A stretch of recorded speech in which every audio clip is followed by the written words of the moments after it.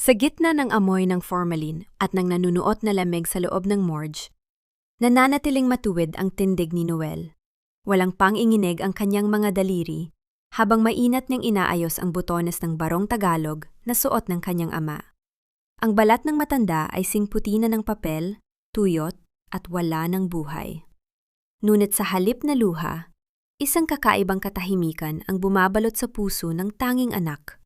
Ang bawat haplos niya sa nanlalamig na balat ng magulang ay isang tahimik na pangako ng paggalang. Biglang napatigil ang kanyang mundo nang marinig ang isang pamilyar na boses mula sa bahagyang nakabukas na pinto ng silid.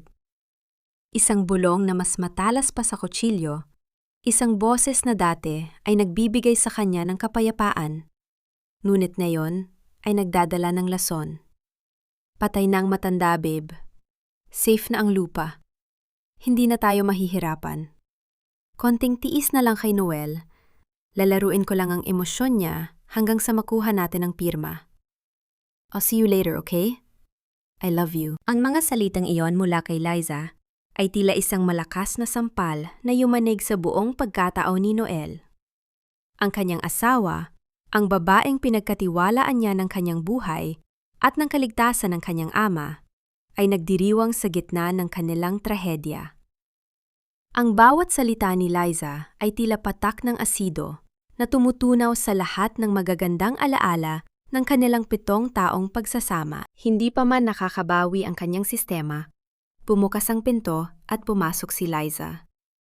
Agad na nagbago ang anyo nito. Ang kaninang boses na puno ng landi ay napalitan ng isang nakakarinding hagulgol. Tumakbo siya patungo kay Noel at pilit na yumakap, ang kanyang mga balikat ay nayayanig sa kunwaring pagdadalamhati. Noel, honey, paano na tayo? Bakit kailangang mangyari ito kay Papa? Ang sakit-sakit, hindi ko kaya... Hikbi ni Liza habang isinasandal ang mukha sa dibdib ni Noel.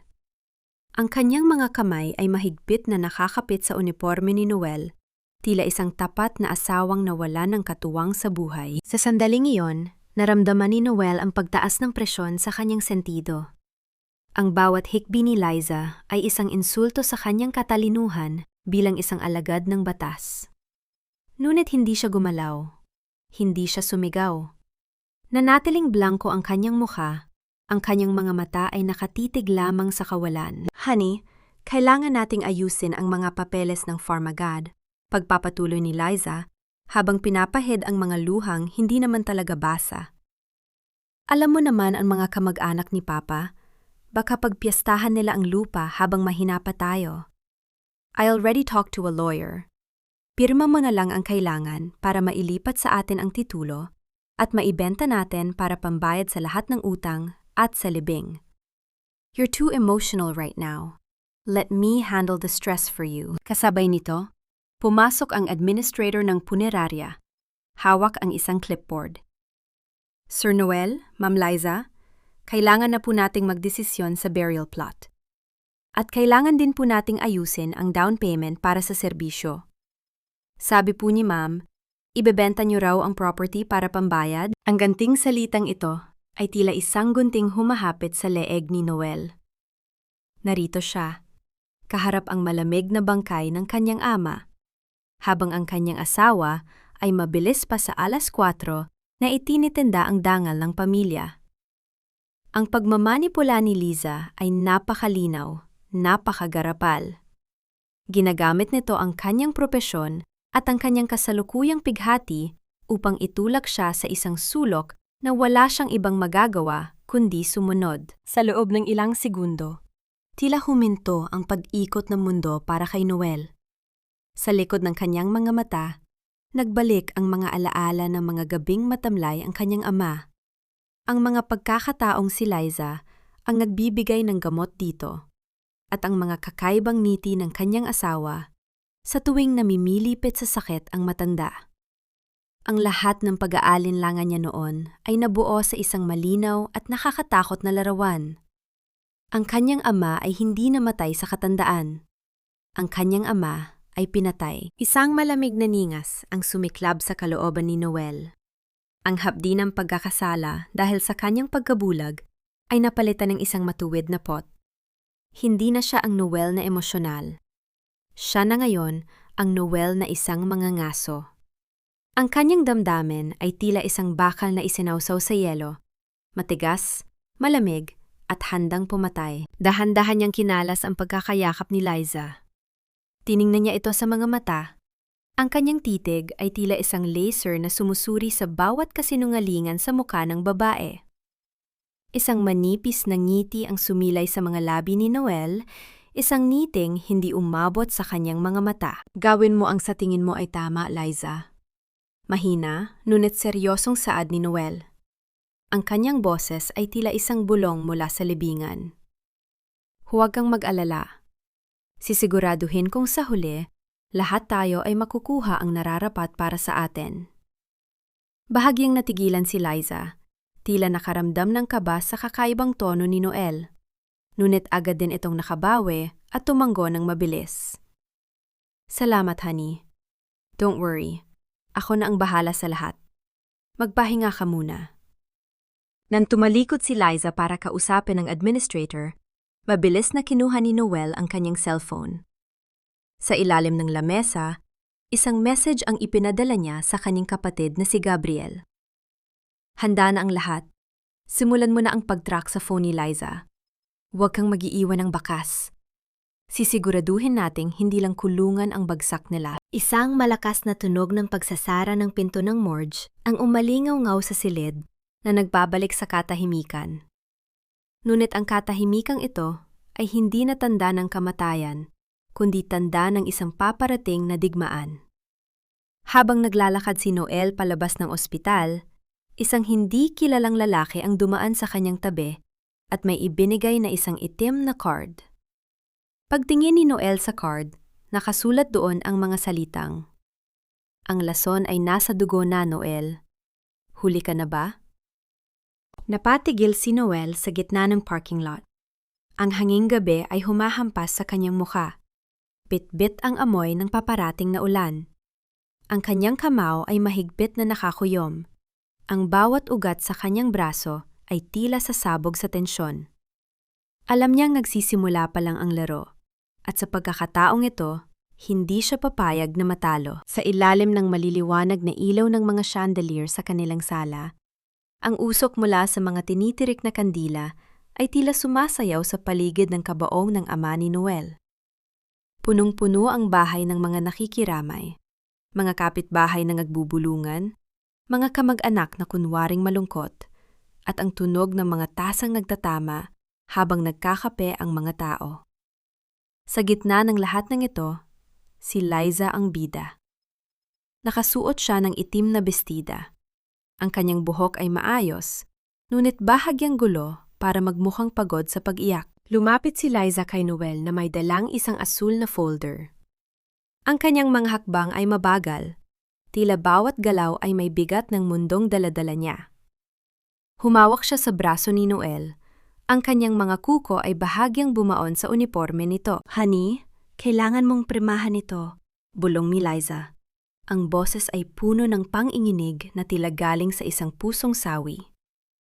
Ito ang special power of attorney. Alam mo naman na malaki ang utang na loob natin sa pamilya ko, 'di ba?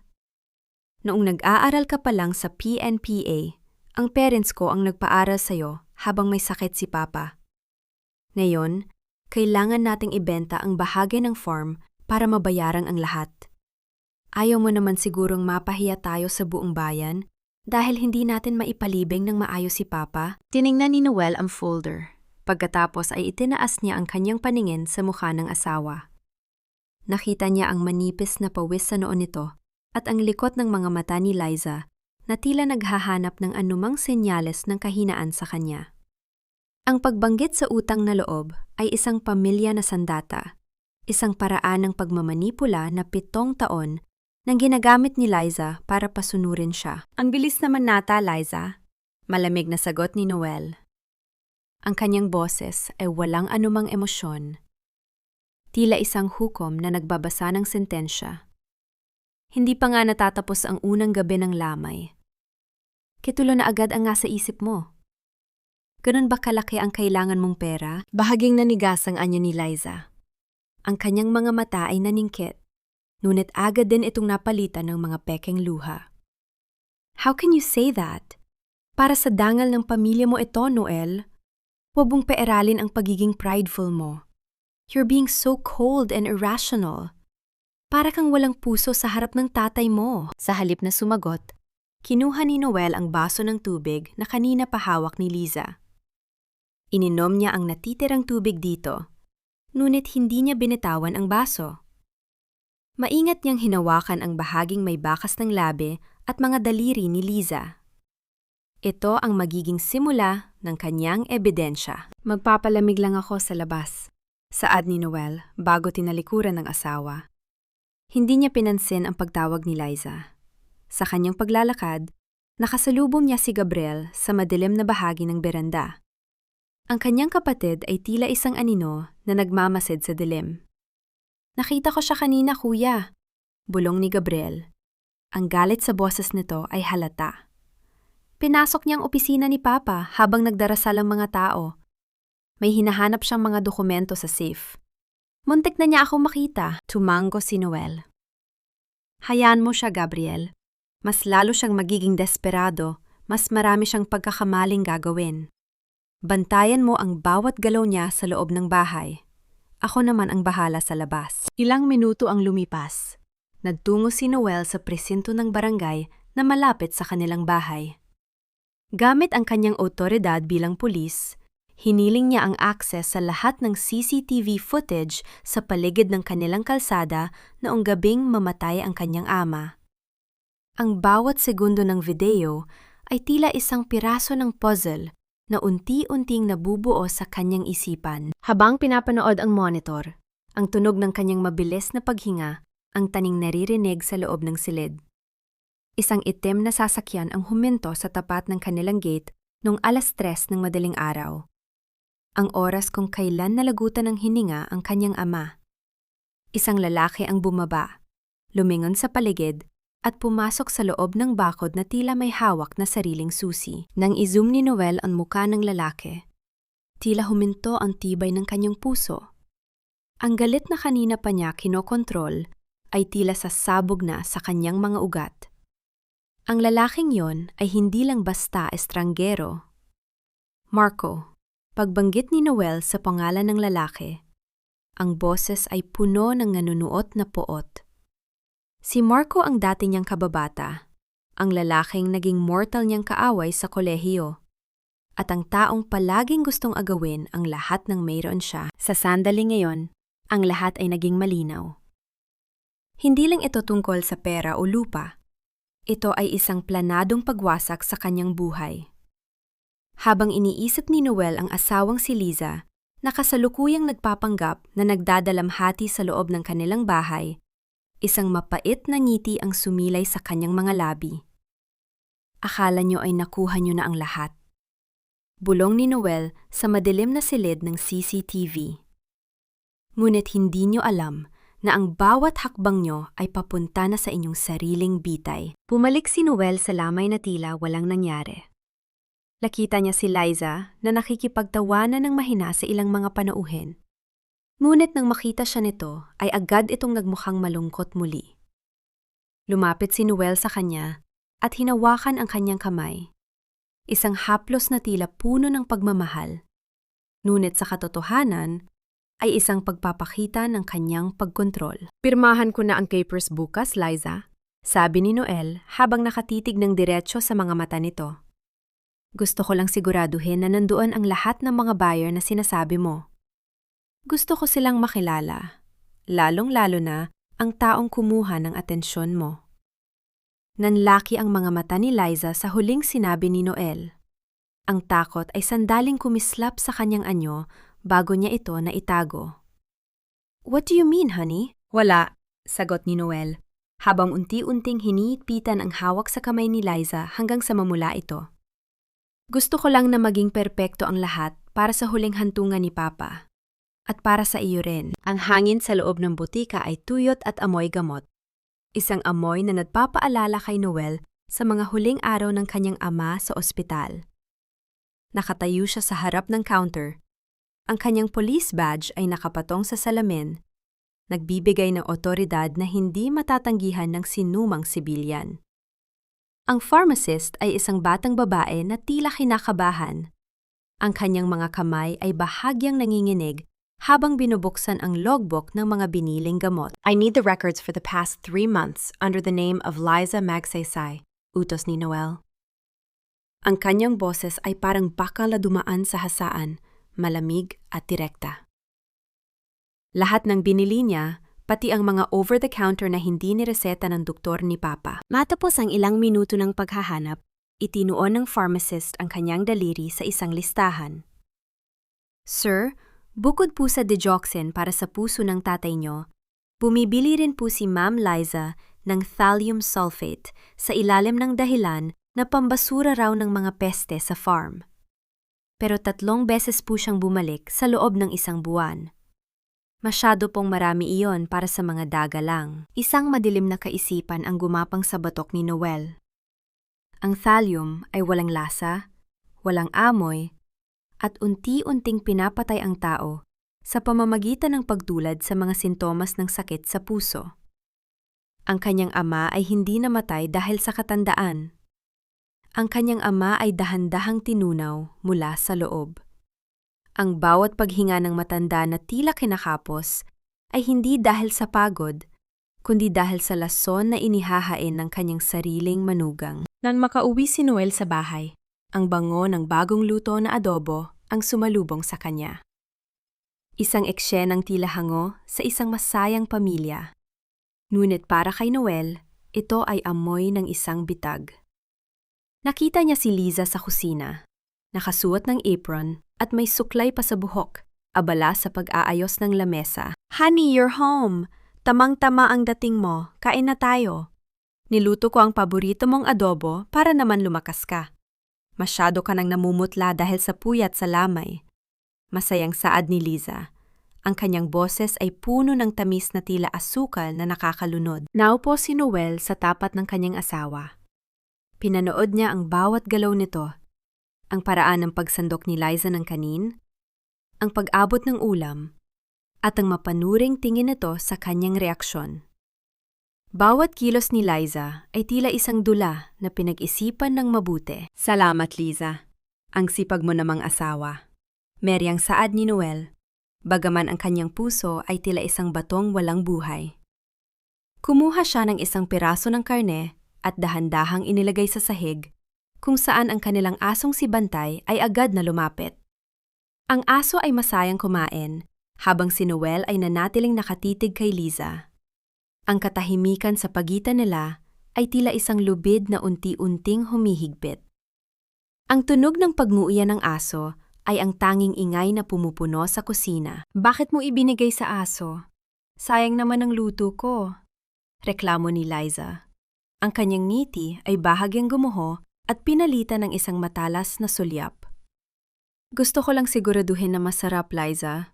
At mukhang nagustuhan naman niya, sagot ni Noel.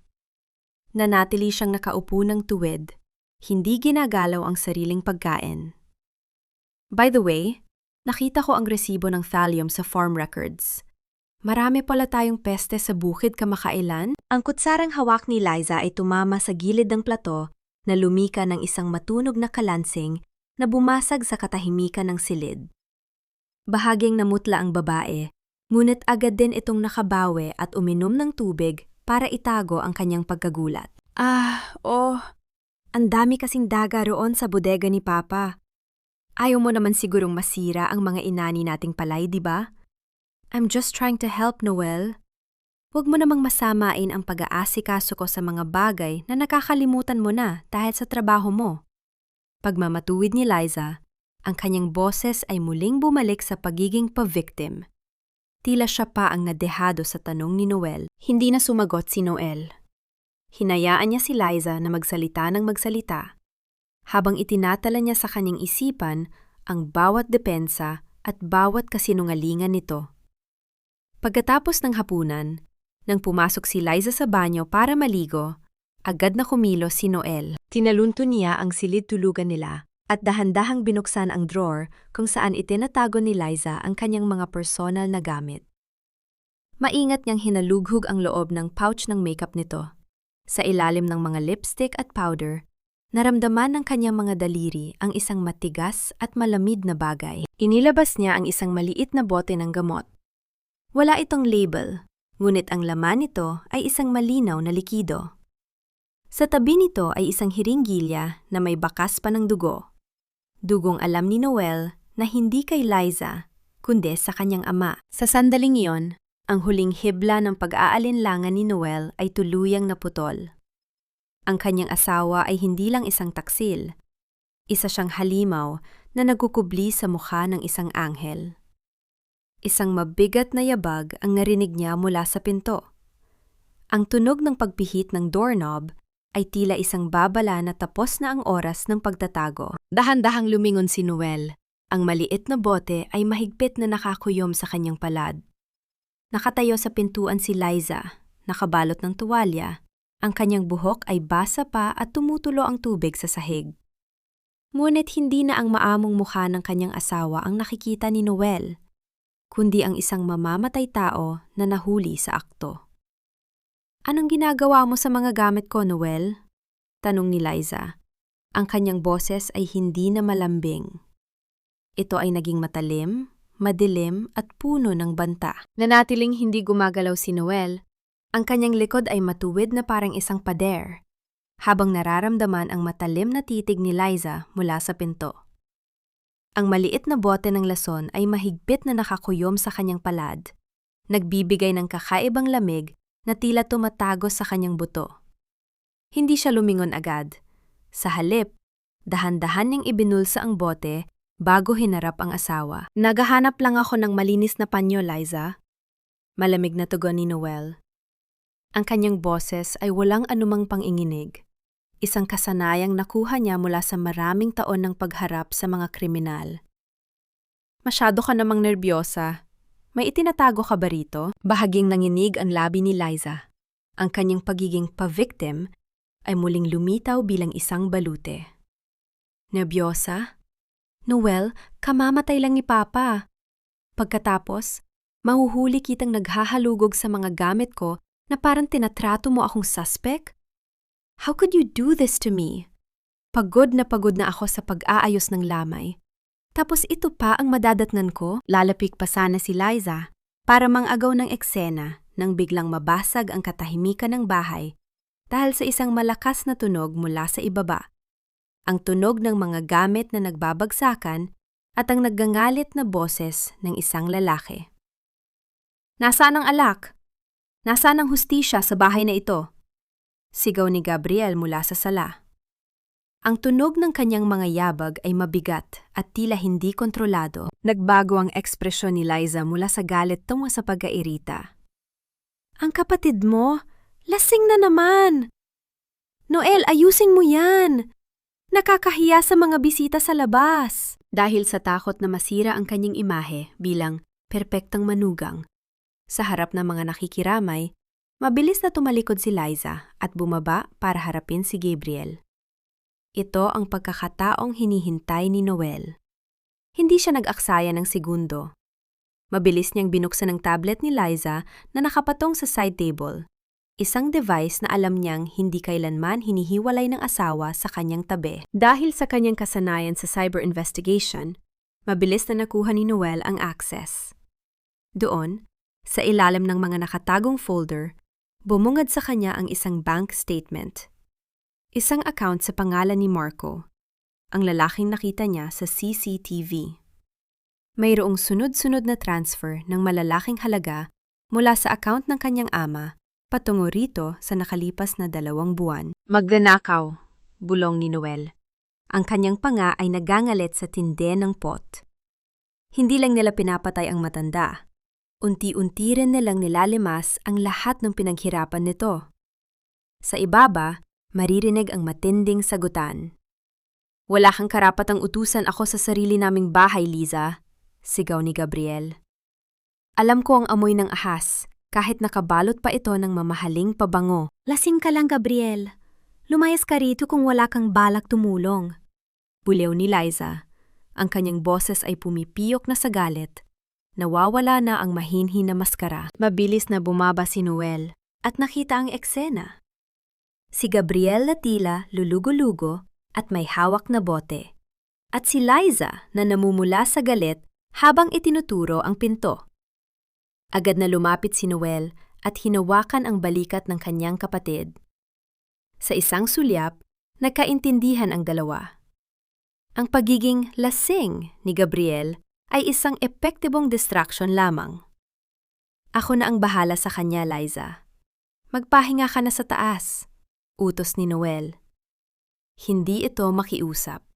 Ito ay isang utos na hindi matatanggihan. Nang makaalis si Liza, dinala ni Noel si Gabriel sa madilim na bahagi ng bakuran. Ang lasing na anyo ni Gabriel ay agad na naglaho, pinalitan ng isang seryosong mukha na puno ng determinasyon. Nakuha ko na ang back details, kuya. Bulong ni Gabriel habang inaayos ang kanyang sarili. At tama ka, may ugnayan sila ni Marco sa isang real estate broker sa Maynila.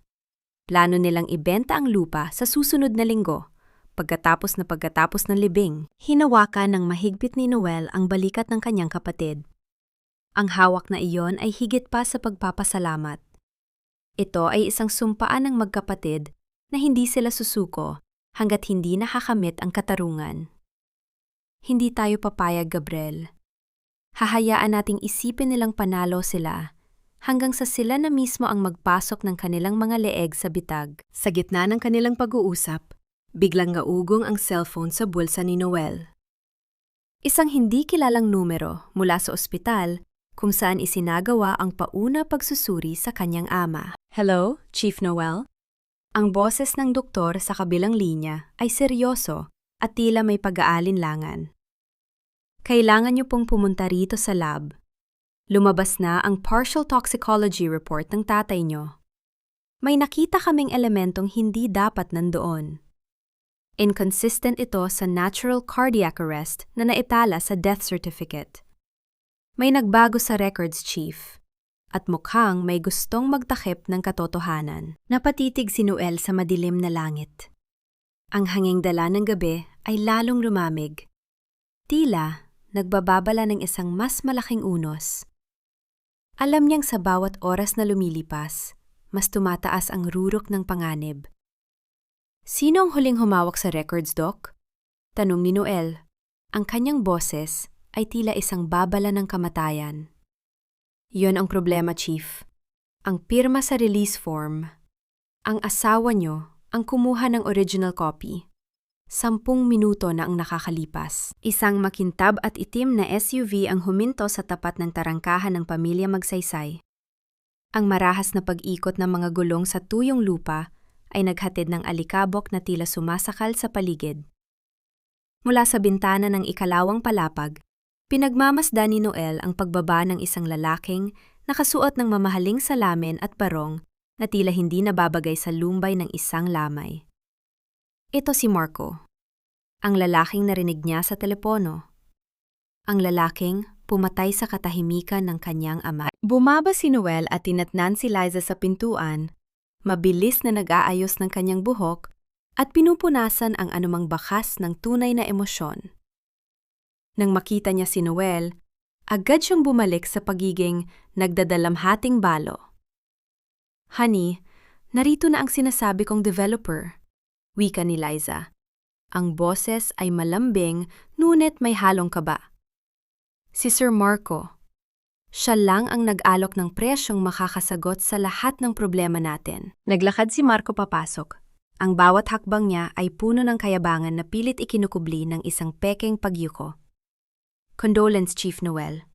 Balita ko ay isang bayani ang tatay niyo. Sayang at hindi ko siya nakilala ng personal. Inabot ni Marco ang kanyang kamay. Tinitigan ito ni Noel ng ilang segundo bago tinanggap. Ang hawak ni Marco ay malambot. Ang balat ay amoy, mamahaling pabango na humahalo sa nanunuot na amoy ng mga bulaklak sa paligid ng kabaong. Isang insulto ang bawat segundong, magkadikit ang kanilang mga palad. Salamat, Sir Marco, sagot ni Noel. Ang kanyang boses ay tila isang malalim na balon, walang emosyon, ngunit puno ng panganib. Hindi ko akalaing ang isang developer na katulad mo ay mag-aaksaya ng oras para pumunta rito sa probinsya para sa isang maliit na lupain. Para sa akin, walang maliit na lupain kung ang may-ari ay kagalang-galang na pamilya. Sagot ni Marco habang pasulyap na tumingin kay Liza. Isang sulyap na puno ng lihim na pag-aari, isang sulyap na tila humahaplos sa baywang ng kanyang asawa, sa harap mismo ng malamig na bangkay ng kanyang ama. Naupo sila sa sala, malapit sa kabaong. Naghain si Liza ng kape. Ang kanyang mga daliri ay bahagyang dumidikit sa kamay ni Marco sa tuwing iabot ang tasa. Akala nila ay hindi nakikita ni Noel ang maliliit na paghaplos na iyon sa ilalim ng lamesa. Ang mga nakaw na tingin na puno ng pagnanasa sa gitna ng silid na dapat ay puno ng pighati. Chief, diretso na tayo. Wika ni Marco habang sumisimsim ng kape.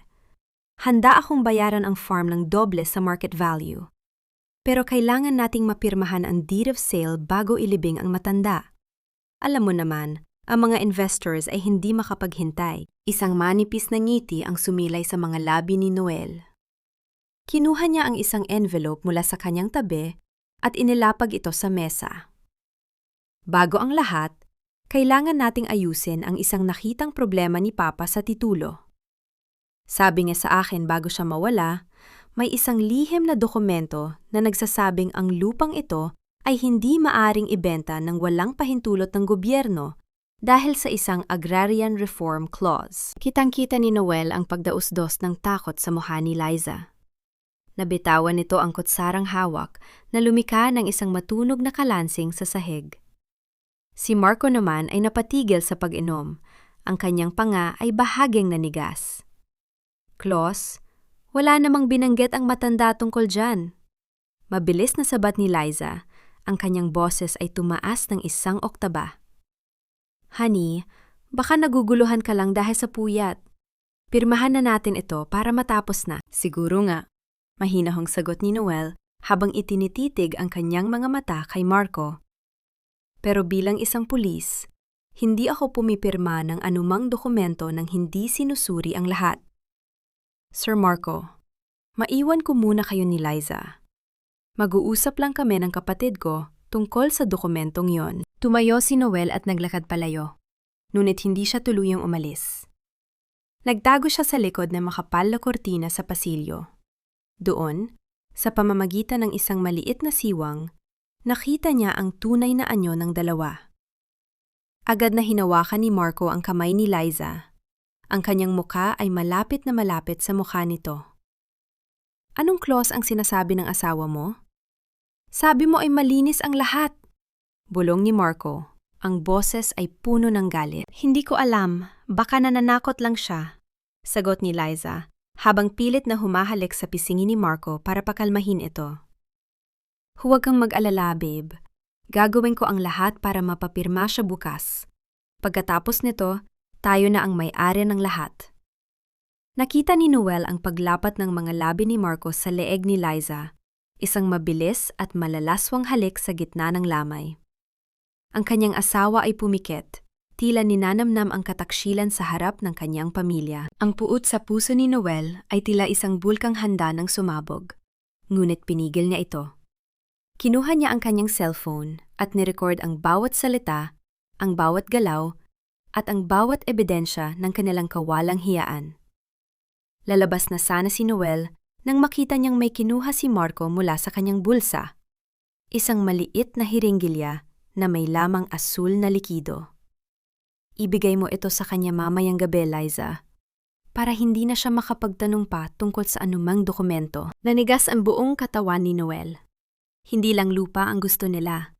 Gusto rin nilang tapusin ang kanyang buhay. Pumasok ako sa aming silid tulugan at naupo sa gilid ng kama.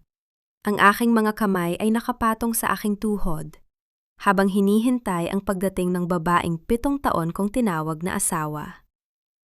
Ang bawat tibok ng aking puso ay tila isang tambol na naghahanda para sa isang madugong labanan.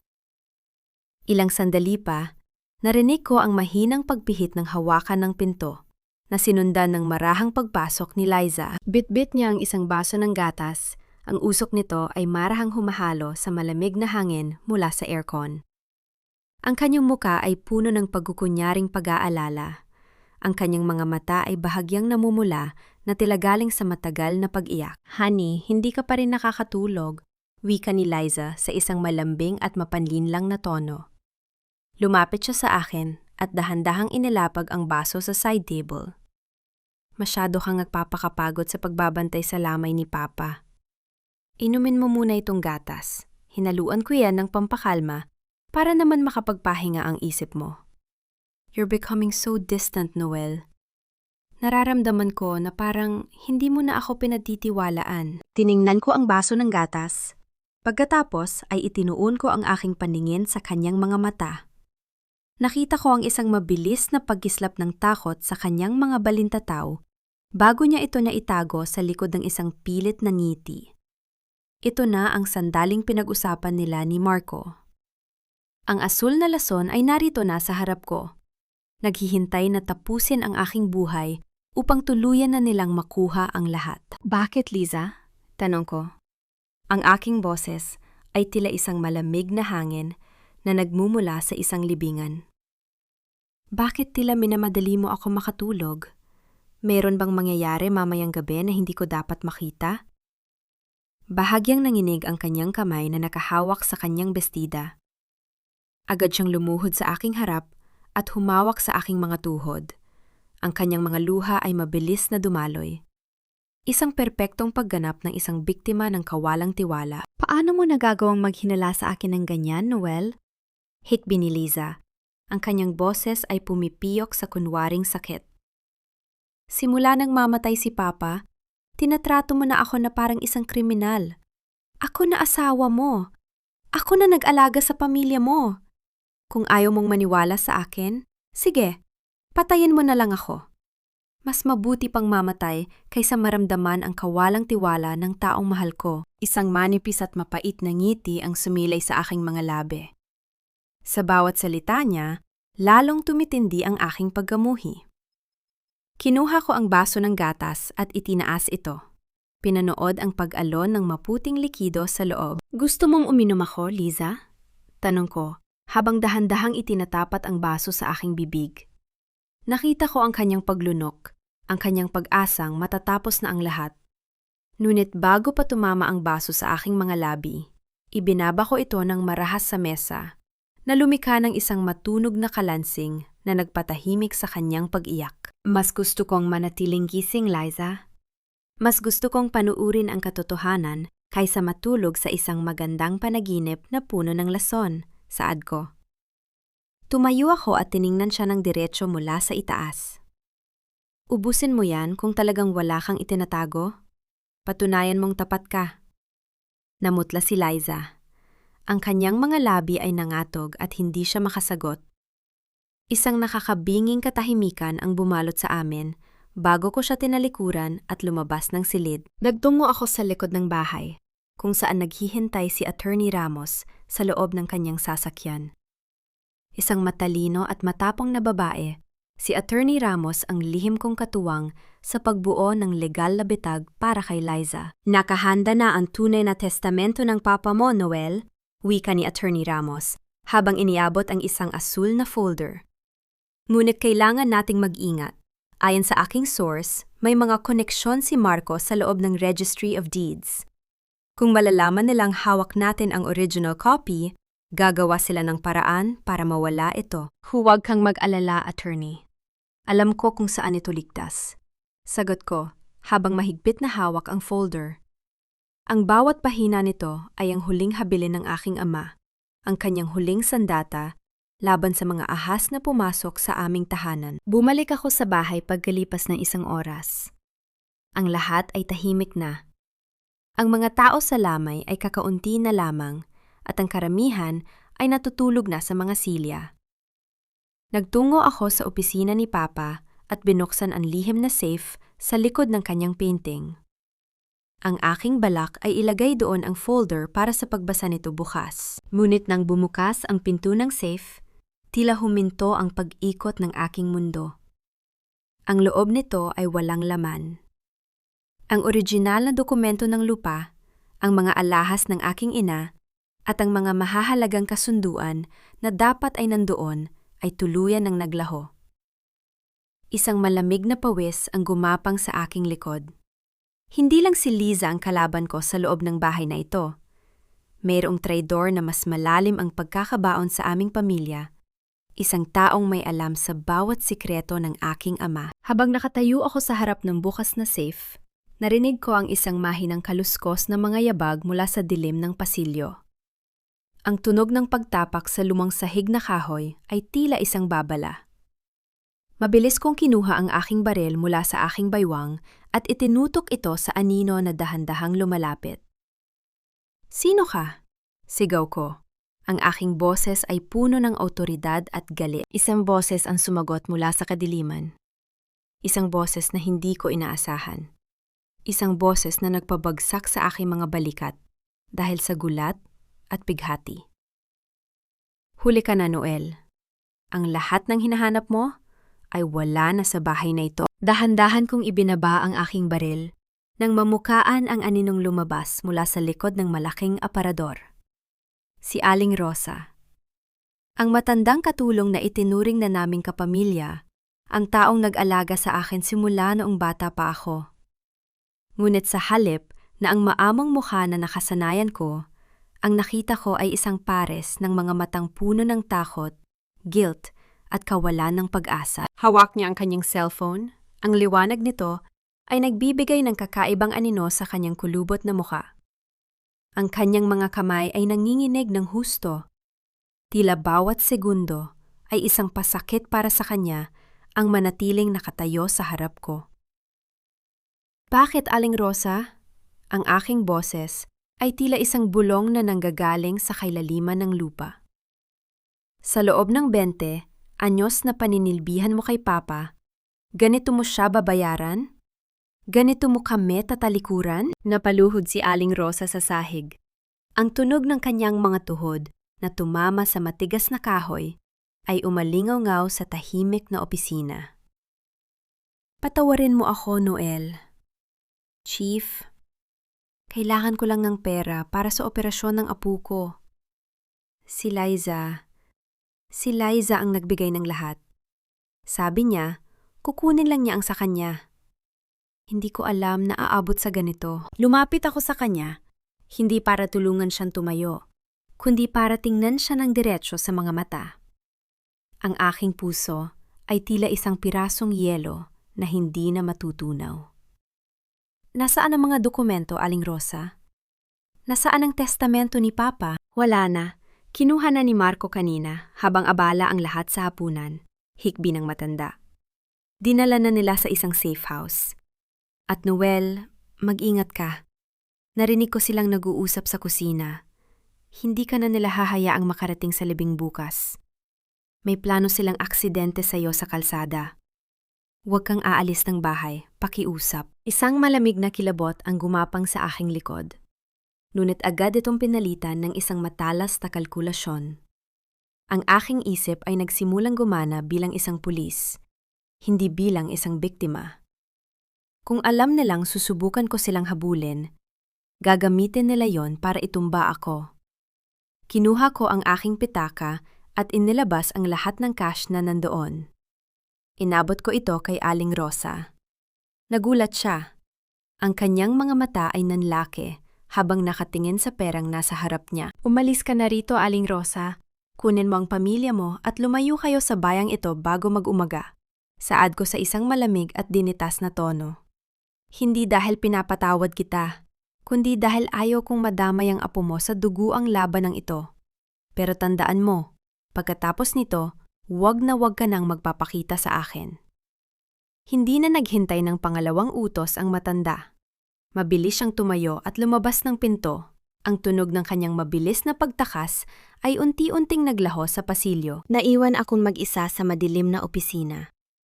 Tumingin ako sa bakanteng safe. Akala ni Liza ay nakuha na niya ang lahat. Akala niya ay bulag ako. Ngunit hindi niya alam na ang tunay na testamento ay hindi kailanman inilagay ni Papa sa safe na iyon. Ang safe na ito ay isang pain lamang para sa mga taong katulad niya. Lumabas ako ng bahay at sumakay sa aking sasakyan. Alam kong nakamasid si Liza mula sa bintana ng ikalawang palapag. Alam kong hinihintay niya ang aking pag-alis. Pinaharurot ko ang sasakyan palabas ng gate. Ang tunog ng pag-ikot ng mga gulong sa graba ay tila isang hudyat ng pagsisimula ng habulan. Habang nagmamaneho ako sa madilim at masukal na kalsada patungo sa kabayanan, napansin ko ang isang pares ng malalakas na ilaw sa aking rear view mirror. Isang malaking truck ang mabilis na lumalapit. Ang liwanag nito ay nakakasilaw, tila isang halimaw na handa akong lamunin. Hindi ito bumagal. Sa halip, lalo pa itong bumilis. Ang tunog ng makina ng truck ay tila isang nagngangalit na hayop. Sinubukan kong umiwas, ngunit hinarangan ako ng isa pang sasakyan mula sa gilid. Nararamdaman ko ang tensyon sa aking mga braso, habang mahigpit na nakahawak sa manibela. Ang bawat segundo ay tila tumatagal ng 1 taon. Sa isang iglap, naramdaman ko ang marahas na pagtama ng bakal sa bakal. Ang aking sasakyan ay nagsimulang uminog ng hindi kontrolado. Ang tunog ng nababasag na salamin at nayuyuping yero ay pumuno sa aking pandinig. Habang tumatagilid ang aking mundo, isang pangalan lamang ang paulit-ulit na tumatakbo sa aking isipan. Liza. Ang sasakyan ay huminto sa isang malakas na pagbaligtad sa gilid ng pilapil.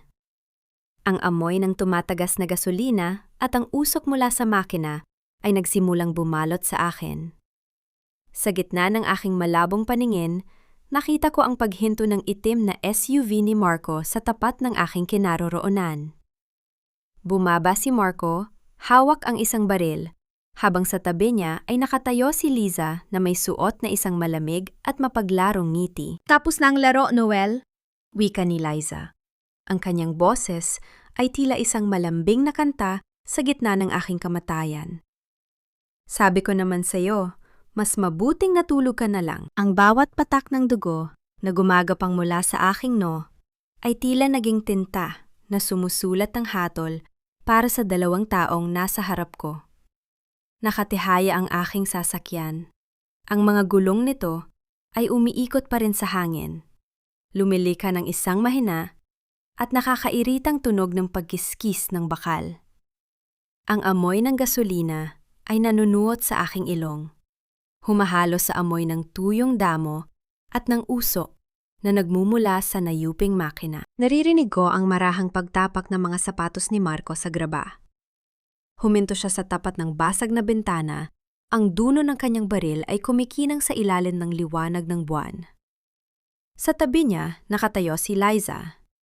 Ang kanyang mukha, na dati ay puno ng mapagkunwaring lumbay, ay ngayon ay nababalot ng isang nakakatakot na kaligayahan. Sayang ka, Noel, wika ni Marco, ang boses ay puno ng pangumutya. Masyado kang matuwid. Sa mundong ito, ang mga taong matuwid ay nauuna sa hukay. Babe, siguraduhin mo na wala ng pulso yan, sabi ni Liza.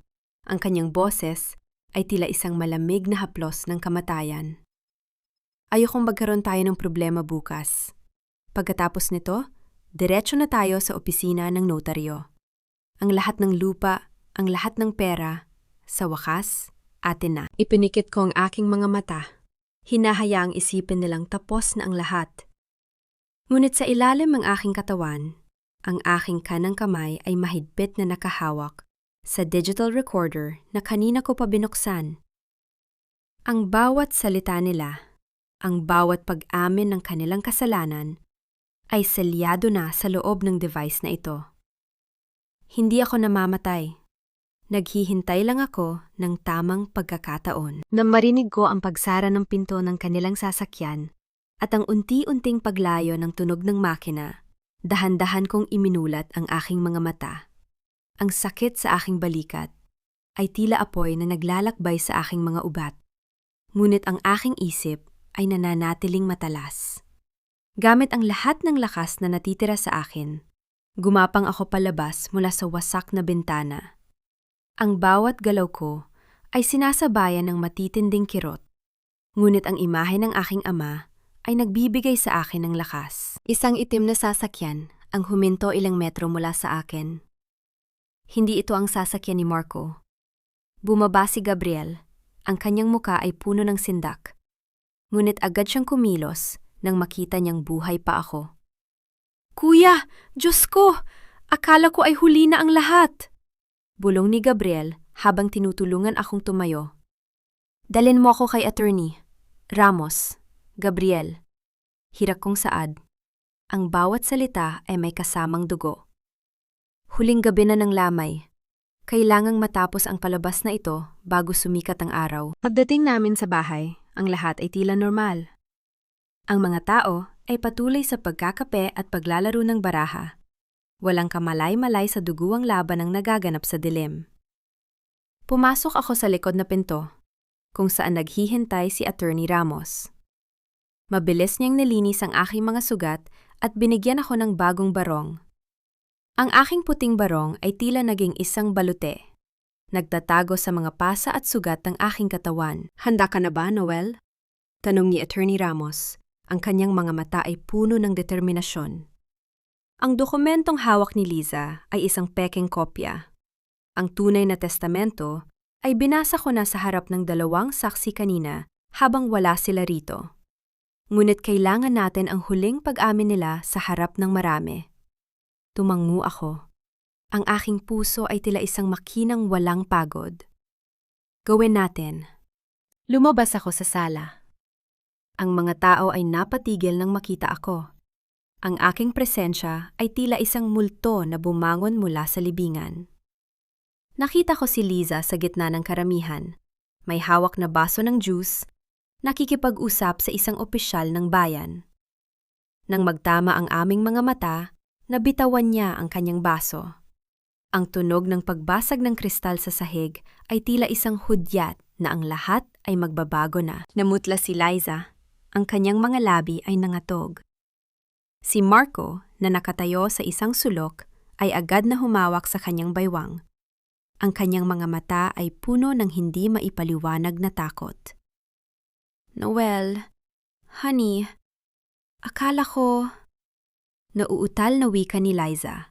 Ang kanyang maskara ng nagdadalamhating asawa ay unti-unti nang naglalaho. Hindi ko siya sinagot.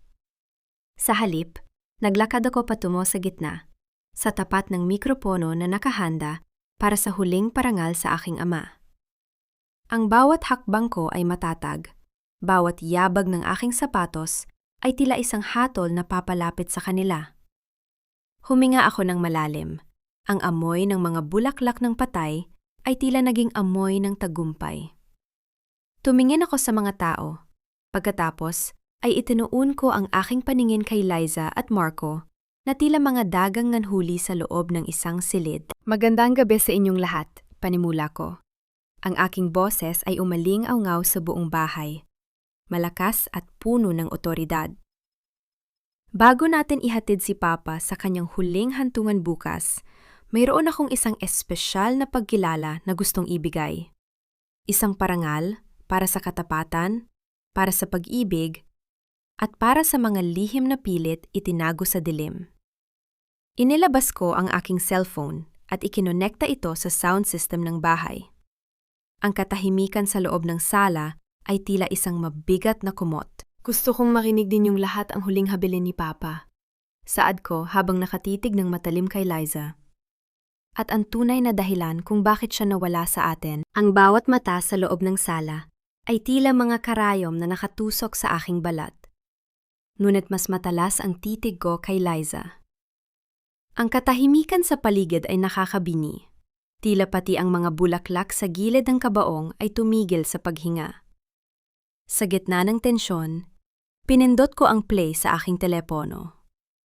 Ang tunog ng static mula sa mga speaker ay dumaan sa buong silid bago ito napalitan ng isang pamilyar na boses. Patay na ang matanda, babe. Safe na ang lupa. Hindi na tayo mahihirapan. Konting tiis na lang kay Noel. Ang boses ni Liza ay umalingaw-ngaw, malinaw at walang bahid ng pag-aalinlangan. Sinundan ito ng tawa ni Marco, isang tawang puno ng pangungutya at kasakiman. I'll see you later, okay? I love you. Ang mga tao sa sala ay sabay-sabay na suminghap. Ang mga bulungan ay tila isang malakas na agos ng tubig na biglang bumaha sa silid. Nakita ko ang pagdausdos ng kulay sa mukha ni Liza. Ang kanyang balat ay naging singputi ng telang nakatakip sa aking ama. Ang basong kristal na hawak niya kanina ay tuluyan ng nadurog sa kanyang paanan. Ngunit tila hindi niya nararamdaman ang mga bubog. Noel, honey, hindi yan totoo. Nauutal wika ni Liza. Sinubukan niyang lumapit sa akin. Ang kanyang mga kamay ay nakaabot na tila humihingi ng awa. Manipulado ang record na yan. Sinisiraan mo ako dahil sa sobrang pighati mo. Pulis ka, Noel. Alam mong madaling pekein ang boses na yon. Isang malamig na tawa ang kumawala sa aking lalamunan. Hindi ako sumigaw. Nanatili akong nakatayo ng tuwid. Ang aking mga kamay ay nakalagay sa aking likuran. Manipulado? Marahil ang boses ay maaari mong itanggi, Liza. Ngunit ang ebidensya sa loob ng katawan ni Papa ay hindi magsisinungaling. Sa hudyat ko, lumapit si Attorney Ramos at inilabas ang isang makapal na folder. Binuksan niya ito sa harap ng opisyal ng barangay at ng mga kamag-anak naming naroroon. Ito ang tunay na toxicology report mula sa isang pribadong laboratorio sa Maynila. Wika ni Attorney Ramos, ang kanyang boses ay puno ng otoridad. Ang yumaong Ginoo ay hindi namatay sa atake sa puso. Natagpuan sa kanyang dugo ang mataas na konsentrasyon ng thallium sulfate, isang lason na unti-unting pumatay sa kanya sa loob ng maraming buwan. At mayroon kaming resibo mula sa botika na nagpapatunay na si Liza Magsaysay ang bumibili nito ng regular. Sa puntong ito, sinubukan ni Marco na dahan-dahang umatras patungo sa pinto. Ngunit bago pa siya makahakbang ng malayo, naramdaman niya ang matigas na braso ni Gabriel na humarang sa kanyang daan. Ang aking kapatid ay tila isang pader na hindi matitibag. Ang kanyang mukha ay puno ng nagangalit na pot. Saan ka pupunta, Marco? Tanong ni Gabriel. Ang kanyang boses ay tila isang babala ng paparating na bagyo. Hindi pa tapos ang parangal. Hinarap ko muli si Liza. Ang kanyang pa-victim na anyo ay tuluyan ng gumuho. Ang kanyang mga mata ay naningkit. Ang kanyang magandang mukha ay napalitan ng isang ekspresyon ng puro at walang halong kasamaan. You think you're so smart, Noel? Sigaw ni Liza. Ang kanyang boses ay hindi na malambing. Ito ay naging matinis at nakakarinde. Oo, ginawa ko yon. Dahil ang tatay mo ay isang kuripot na matanda. Hawak niya ang lahat ng lupa, lahat ng pera, habang tayo ay naghihirap sa sweldo mong pulis. Deserve niyang mamatay para magkaroon tayo ng buhay? Ang mga tao sa paligid ay napasigaw sa gulat. Ang pag-amin ni Liza ay tila isang bombang sumabog sa gitna ng lamay. Ngunit hindi pa siya tapos. Humakbang siya palapit sa akin. Ang kanyang mga kuko ay nakaturo sa aking mukha. At huwag kang magmalinis, Noel. Kung hindi dahil sa akin, wala kang mararating. Ang pamilya ko ang nag-ahon sa iyo. Bulyaw niya. Sinusubok ang gamitin ang huling alas ng gaslighting. Tumingin ako sa kanya nang may halong pandidire at awa. Ang pamilya mo ay binayaran na ni Papa noon pa man, Liza. Mayroon kaming mga records ng bawat sentimong ibinigay niya sa inyo. Wala akong utang na loob sa isang mamamatay tao. Lumingon ako sa mga pulis na naka-civilian na kanina pa naghihintay sa labas. Pumasok sila at inilabas ang mga posas. Ang tunog ng pakiskis ng bakal ay umalingaw sa buong sala. Ngunit bago pa mahawakan ng mga pulis si Liza, bigla siyang humagalpak ng tawa. Isang tawang puno ng desperasyon at baliw na katuwiran. Akala niyo ba ay talo na ako? Sigaw ni Liza habang nakatingin sa lahat. Hindi niyo alam ang totoong baho ng pamilyang ito. Noel, bago mo ako ipakulong, tanungin mo muna ang kapatid mo. Tanungin mo si Gabriel kung nasaan ang tunay na testamento na huling pinirmahan ni Papa bago siya mawala. Napatigil ako. Tiningnan ko si Gabriel at sa unang pagkakataon, Nakita ko ang isang bakas ng pag-aalinlangan at takot sa mga mata ng aking kapatid. Ang katahimikan ay muling bumalik, mas mabigat at mas mapanganib kaysa kanina. Ang bawat hininga sa loob ng sala ay tila may kasamang bubog habang hinihintay ng lahat ang sagot ni Gabriel. Tumingin ako sa aking kapatid, ang tanging pamilyang natitira sa akin, at nakita ko ang paglunok niya ng malalim. Ngunit sa halip na sumabog ang galit ko sa kanya, nanatili akong kalmado. Alam ko ang laro ni Liza. Gusto niyang maghasik ng pagdududa para makatakas sa gitna ng kaguluhan. Bitawan mo ang mga salitang yan, Liza. Hindi mo na kami mapag-aaway. Ang boses ko ay matigas. Walang puwang para sa kanyang manipulasyon. Isang hudyatang ibinigay ko sa aking mga kasamahan sa kapulisan. Ang tunog ng pagkiskis ng bakal na posas ay umalingaw-ngaw sa buong sala nang pilit na hawakan ng mga pulis ang nagpupumiglas na si Marco. Si Marco, ang lalaking akala mo ay hari kanina, ay ngayon ay parang basang sisiw na pilit umiiwas sa tingin ng mga tao. Wala akong kinalaman dito. Si Liza ang may plano ng lahat. Siya ang nag-utos sa akin, sigaw ni Marco. Ang kanyang katapatan ay naglaho ng parang usok sa harap ng panganib. Isang mapait na tawa ang kumawala kay Liza habang nararamdaman niya ang malamig na bakal sa kanyang sariling mga pulso. Traidor! Duwag! Bulyaw niya kay Marco bago siya hinarap sa akin. Noel, please. Honey, pag-isipan mo ito. Sino ang mag-aalaga sa'yo? Sino ang magmamahal sa'yo gaya ng ginawa ko? Hindi ko siya sinagot. Tinalikuran ko ang kanyang mga pagsusumamo habang kinakaladkad sila palabas ng aming tahanan. Ang bawat hakbang ko sa sahig na kahoy ay tila paglilinis sa duming iniwan nila sa aming danggal. Dinala sila sa himpilan ng pulisya. Pagkalipas ng ilang oras, pumasok ako sa loob ng interrogation room kung saan nakaupo si Liza. Ang kanyang buhok ay gulo-gulo na. Ang kanyang maskara ay kumalat sa kanyang pisingi. Ngunit ang kanyang mga mata ay mayroon pa ring ngingas ng pagiging mapagmataas. Naupo ako sa tapat niya.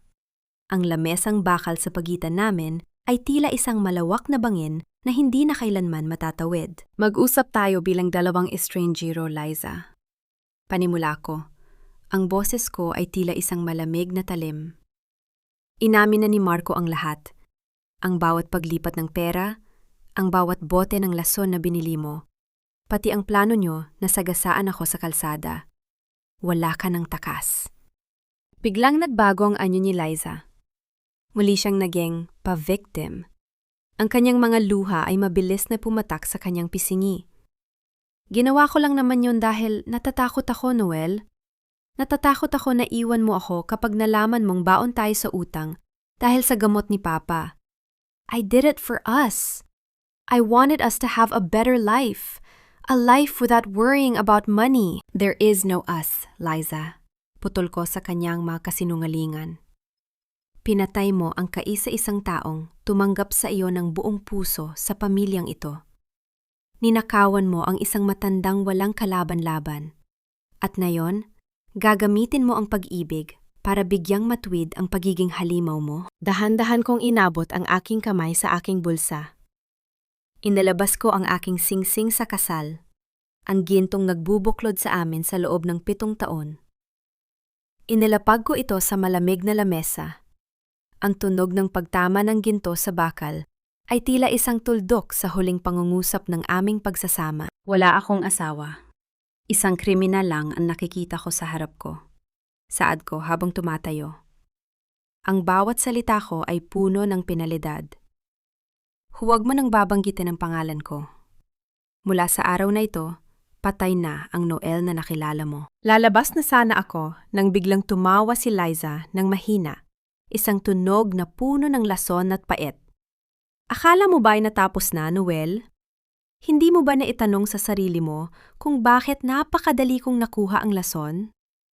Hindi mo ba naitanong kung bakit kahit anong gawin mong investigasyon, laging may nauuna sa'yo?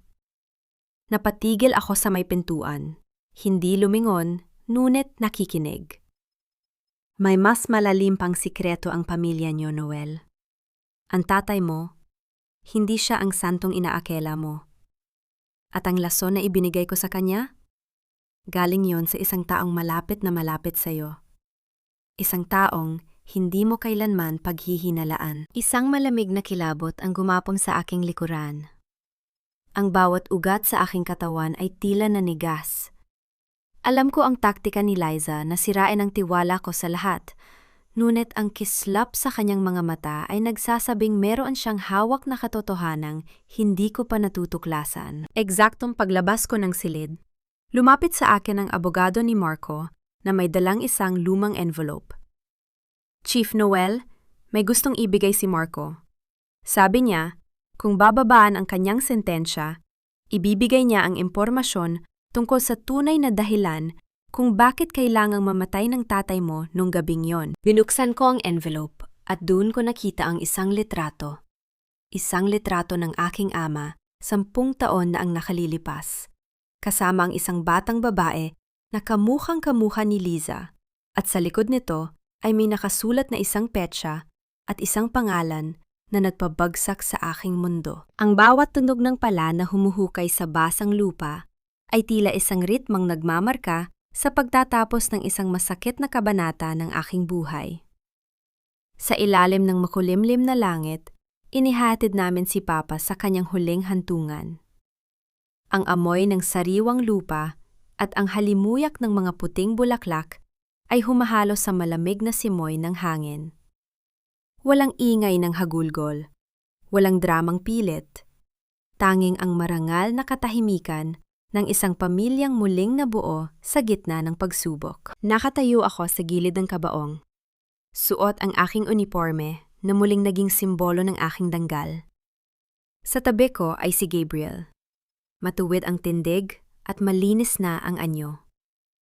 Ang kanyang mga mata ay hindi na naghahanap ng alak, kundi puno na ng layunin. Nang tuluyang maibaba ang kabaong, naramdaman ko ang pagluwag ng isang matinding bara sa aking dibdib. Ang katarungan ay hindi lamang tungkol sa pagpapakulong sa mga mamatay tao. Ito ay tungkol sa pagbibigay ng kapayapaang nararapat sa mga pumanaw. Pagbalik namin sa aming lumang bahay, nagtipon kami kasama si Attorney Ramos sa sala. Ang bahay na dati ay tila binabalot ng lason at panlilin lang, ay ngayon ay maliwanag at maaliwalas. Panahon na para sa tunay na habilin ng inyong ama. Wika ni Attorney Ramos habang inilalapag ang isang selyadong envelope sa mesa. Ang dokumentong sinubukan nilang itago at palitan ay ang kanyang pinakamahalagang pamana. Binasa ni Attorney Ramos ang testamento sa harap ng ilang mga natitirang kamag-anak na dati ay nagnanasa rin sa lupa. Ang bawat salita ni Papa ay tila isang sampal sa kanilang kasakiman. Ang malawak na lupain ng farm ay hindi ibebenta at hindi paghahatian para sa pansariling interes. Sa halip, ito ay itinalaga ni Papa bilang isang pundasyon, ang pamana ng Katarungan Foundation. Ito ay magsisilbing scholarship fund at tulong para sa mga anak ng mga pulis na nag-alay ng buhay sa tungkulin. Ang lupa ay para sa mga bayani, hindi para sa mga traidor. Ang huling linya ng testamento na nagpatahimik sa lahat. Pagkatapos ng pagtitipon, nagtungo ako sa silid ni Papa. Habang pinagmamasdan ko ang kanyang mga gamit, naalala ko ang sinabi ni Liza tungkol sa isang lihim sa ilalim ng sahig. Gamit ang isang distornilyador, dahan-dahan kong inangat ang isang bahagi ng lumang kahoy na sahig sa ilalim ng kanyang kama. Doon, nakatago ang isang maliit na kahon na gawa sa nara. Sa loob ng kahon ay may isang liham na may petsang 1 linggo bago siya mamatay. Ang kanyang sulat kamay ay bahagyang nanginginig na, ngunit ang bawat salita ay malinaw. Noel, anak, alam ko ang ginagawa ni Liza sa aking mga gamot. Nararamdaman ko ang unti-unting panghihina ng aking katawan. Nung una ay hindi ako naniwala, ngunit nakita ko ang lason sa kanyang mga mata. Huwag kang magalit sa iyong sarili kung bakit hindi mo ito napigilan. Pinili ko itong tanggapin, anak. Pinili kong maging biktima para magkaroon ka ng sapat na ebidensya na tuluyang makakawala sa kanya nang walang bahid ng pagdududa. Ang aking buhay ay maliit na halaga para sa iyong kalayaan at kaligayahan. Gamitin mo ang aking kamatayan para linisin ang ating tahanan. Mahal na mahal ko kayo ni Gabriel. Napaupo ako sa sahig. Ang liham ay mahigpit na nakakuyom sa aking palad. Ang aking ama ay hindi lang basta biktima. Siya ay isang martir na ginamit ang kanyang huling hininga para iligtas ako mula sa isang halimaw. Ang sakripisyo niya ay ang pinakamasakit na katotohanang kailangan kong harapin. Ngunit ito rin ang nagbigay sa akin ng pinakamalaking lakas. Kinabukasan, dinalaw ko si Liza sa kulungan bago ako tumuloy sa aking bagong tungkulin bilang Chief of Police. Nakita ko siya sa likod ng rehas. Wala na ang kanyang ganda. Ang kanyang balat ay maputla. At ang kanyang mga mata ay puno ng desperasyon. Nang makita niya ako, sumunggab siya sa bakal. Ang kanyang mga kuko ay kumakalos sa malamig na rehas. "Noel! Honey! Ilabas mo ako rito! Patawarin mo ako! Nagawa ko lang yon dahil sa pagmamahal!" Sigaw niya. Ang kanyang boses ay tila isang sirang plaka. Tiningnan ko siya nang walang anumang galit, tanging puro at walang halong pighati. Alam ni Papa ang lahat, Liza. Hinayaan kanyang gawin ang gusto mo para lang masiguradong hinding-hindi ka na makakaalis sa impyernong ito. Ang pagmamahal mo ay lason, at ang katarungan na tinatamasa mo ngayon ay ang huling regalo ni Papa para sa akin. Tumalikod ako at naglakad palayo sa madilim na pasilyo ng presinto. Ang tunog ng aking bota sa semento ay tila isang martsa ng tagumpay. Paglabas ko, sumalubong sa akin ang liwanag ng umaga. Nakita ko si Gabriel na naghihintay sa labas ng sasakyan, nakangiti at handa nang simulan ang pag-aararo sa farm. Isang huling tawag ang natanggap ko mula sa himpilan. "Chief Noel, may isang lalaki rito, si Marco. Gusto raw niya magbigay ng karagdagang testimonya laban sa mga kasabwat ni Liza sa Maynila." Numiti ako ng matitigas. Ihanda ang interrogation room. Hindi pa tayo tapos sa paglilinis. Ang sikat ng araw sa labas ng aking bagong opisina bilang Chief of Police ay tila may dalang kakaibang liwanag. Isang liwanag na hindi ko naramdaman sa loob ng maraming taon. Nakaupo ako sa aking hapag. Tinititigan ang litratong ibinigay ni Marco. Ang huling alas na sinubukan nilang gamitin para wasakin ang alaala ni Papa. Sa tulong ng aking mga investigador, natuklasan ko ang buong katotohanan. Ang batang babae sa litrato ay hindi lihim na anak ni Papa, kundi ang bunsong kapatid ni Liza na siyang lihim na pinag-aral at tinulungan ni Papa noong bata pa ito dahil sa matinding kahirapan.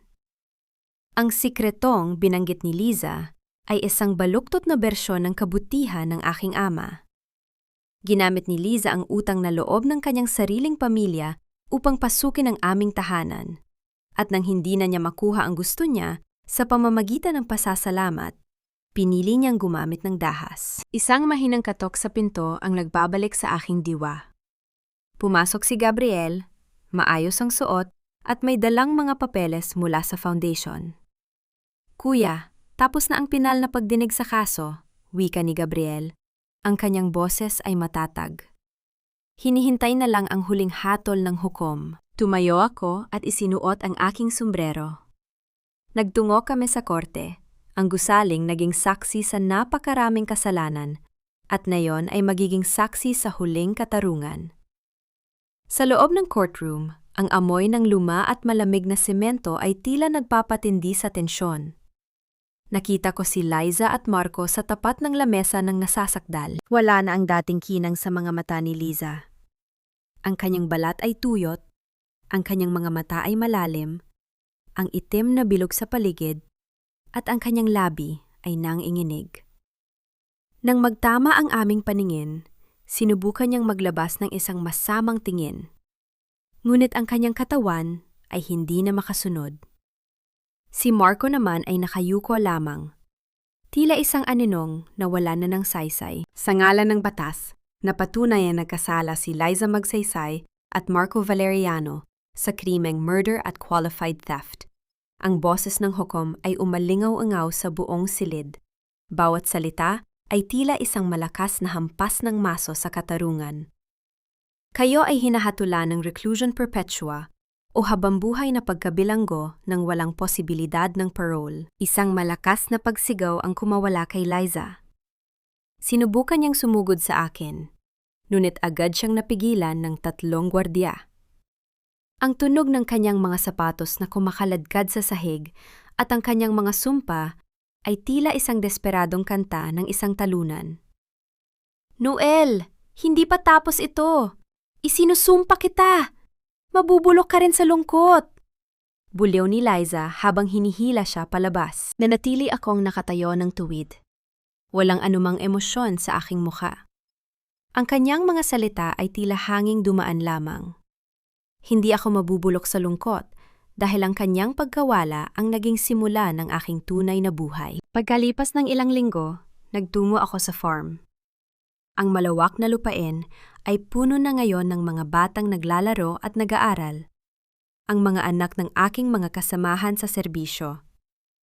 Ang dating amoy ng lason at panglilinlang ay napalitan ng amoy ng sariwang damo at ng tawanan ng mga inosenteng bata. Tumayo ako sa gitna ng bukid, kung saan itinanom ko ang bagong puno ng nara sa tabi ng alaala ni Papa. Ang bawat dahon nito ay sumasalamin sa katatagan ng aming pamilya. Naramdaman ko ang paglapit ni Gabriel. Bit-bit ang isang tray ng kape. "Kuya, may tumawag mula sa presinto," saad ni Gabriel habang tinititigan ang papalubog na araw. May bagong ebidensyang lumabas tungkol sa mga illegal na transaksyon ni Marcos sa ibang mga opisyal. Mukhang marami pang madadamay. Numiti ako ng manipis, isang ngiting puno ng kapanatagan. "Ibigay mo ang lahat ng impormasyon kay Attorney Ramos. Tulad ng sabi ni Papa, kailangang linisin ang bawat sulok ng ating tahanan." Huminga ako ng malalim. Ang bawat tibok ng aking puso ay wala ng kasamang puot. Tanging ang matinding hangarin na magsilbi ng tapat. Ang nakaraan ay tila isang malayo at malabong panaginip na wala ng kapangyarihan sa aking kasalukuyan. Habang naglalakad kami pabalik sa aming lumang bahay, ang tunog ng aming mga yabag sa tuyong dahon ay tila isang ritmong nagpapahayag ng aming paglaya. Isang huling sulyap ang ibinigay ko sa kalsadang dati ay naging saksi sa aking muntik na kamatayan. Ngayon, ang kalsadang yon ay ang daan patungo sa aking bagong simula. Ang lahat ng lason ay tuluyan ng naalis sa aking dugo. Ang katarungan ay hindi lamang isang parusa. Ito ay ang kakayahang gumising sa umaga nang walang takot at may malinis na budi. Sa wakas, ang pamilya Magsaysay ay payapa na. Bago pumasok sa pinto, narinig ko ang mahinang tunog ng isang sasakyang huminto sa tapat ng gate. Isang babaeng nakasuot ng simpleng damit ang bumaba. May dalang isang sobre at isang pamilyar na ngiti. Si Attorney Ramos. "Meron tayong bagong kaso, Chief," wika ni Attorney Ramos. Ang kanyang mga mata ay nagniningning sa hamon ng bagong laban. Tumango ako at binuksan ang pinto ng malawak. "Pasok ka, Attorney. Nakahanda na ang lahat." Ang kwento ng aking pamilya ay maaring puno ng sugat, ngunit ang bawat sugat ay naging pilat na nagpapatibay sa aming pagkatao. Ang lason ay naglaho, ngunit ang katarungan ay mananatiling buhay, magpakailanman.